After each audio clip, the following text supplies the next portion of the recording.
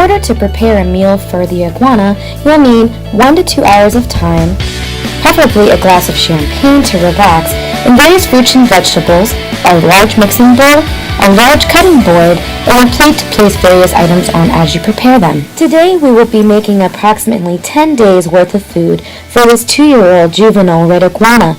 We would not recommend making more than this amount of food in advance to avoid spoiling.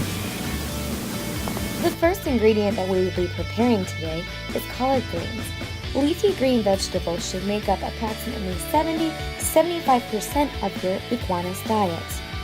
Prior to preparing your collard greens for your iguana, pay special care to rinse and dry each individual leaf to extend the life of the leaf, as well as to be sure that there are no insecticides or toxins that make it to your iguana.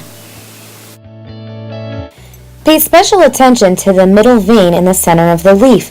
You will want to cut this out, especially for juvenile iguanas under the age of 3 years old, as this part is too tough for them to eat. We use a paring knife for this task.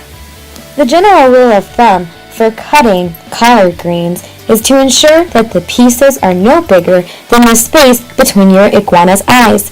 I will now demonstrate how I cut the collard greens for our 2-year-old iguana. Here is what my leaf looks like when I am finished cutting out the stem. To prepare the collard greens, we're first going to stack leaves on top of each other. Size doesn't matter.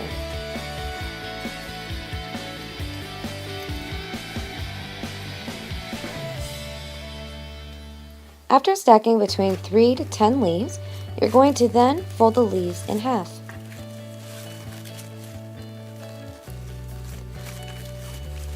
This next step is what I like to call egg rolling the collard greens.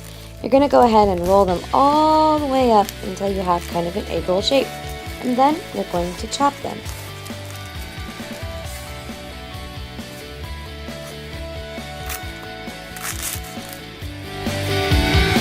My next ingredient is going to be watercress.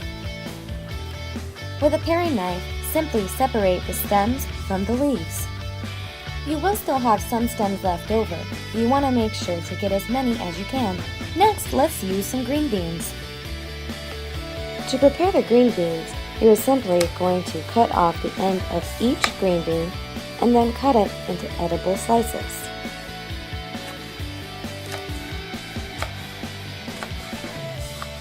Next, let's take a look at some star fruit.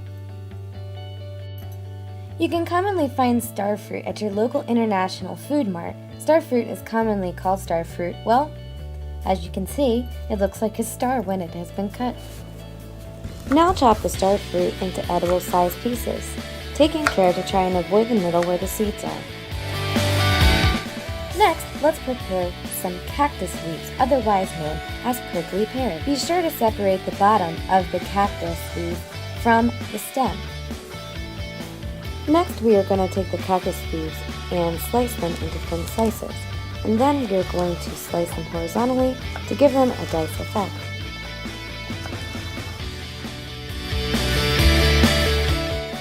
Now for the eggplant. Eggplant is fairly easy to prepare. Cut off the end, peel, and then you will want to cut in half. It's a great starchy, textured treat for your iguana. Simply cut into strips, then dice, and then you are ready to serve it up.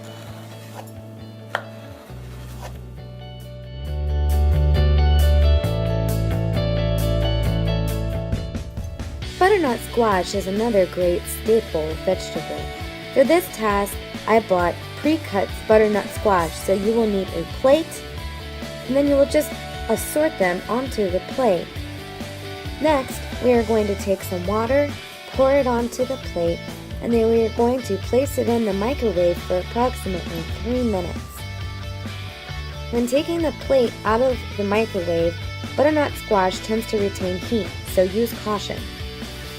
Now we're going to go ahead and take the butternut squash and we're going to chop it into edible pieces.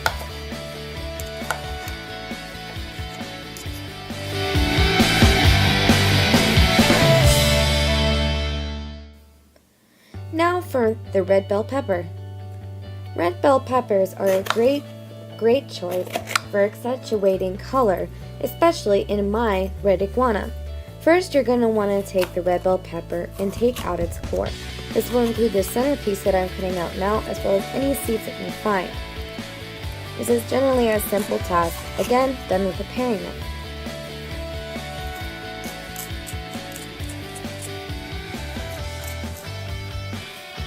Try to get all seeds if possible.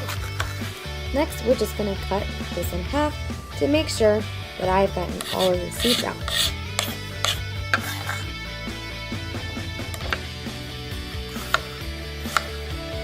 Red bell peppers are usually really easy to cut. As you can see, I'm just whizzing through these guys. As usual, we're going to cut these into edible sized pieces. This is also a moisture-rich vegetable, which is really good as most iguanas do not drink water out of a bowl as commonly is a misconception. Iguanas usually get most of their moisture content from their food.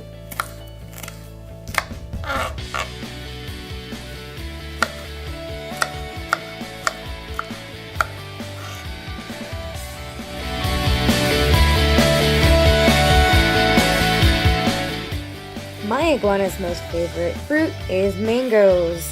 Want to make sure that you get a ripe enough mango that you can cut right through.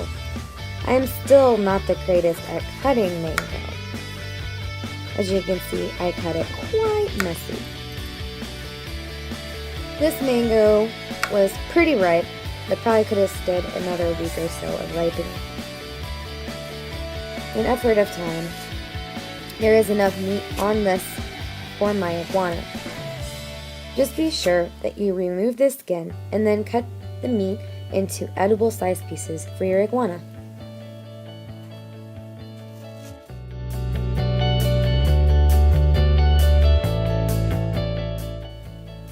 Another great tasty treat for your iguana during meals is strawberries. What you want to do is make sure you rinse your strawberries.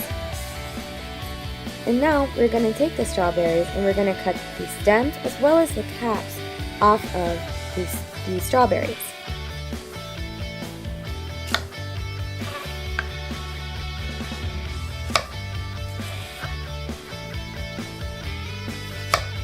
I will be cutting the majority of this box of strawberries today.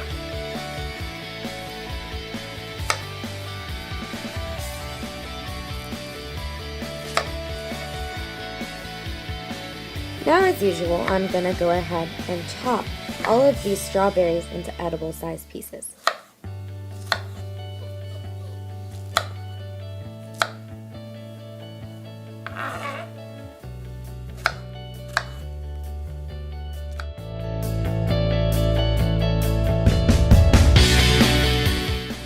Blackberries are also great on occasion, but be sure to give the blackberries only at the time that you feed them. Do not cut these, as they do create a mess and can ruin the taste of your food.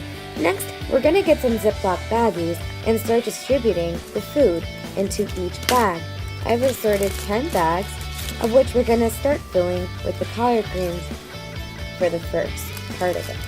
I'm going to fill about 3/4 of each bag with the shredded collard greens. Now you want to make sure that you pack it down there real tight, as it's easy to not put enough in there if you don't stuff it in there.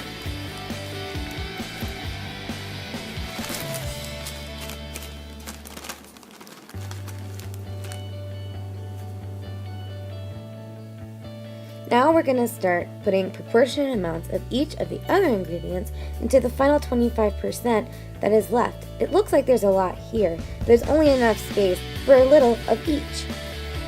As you can see here, I have 10 bags filled of a very well-rounded, balanced diet for my iguana.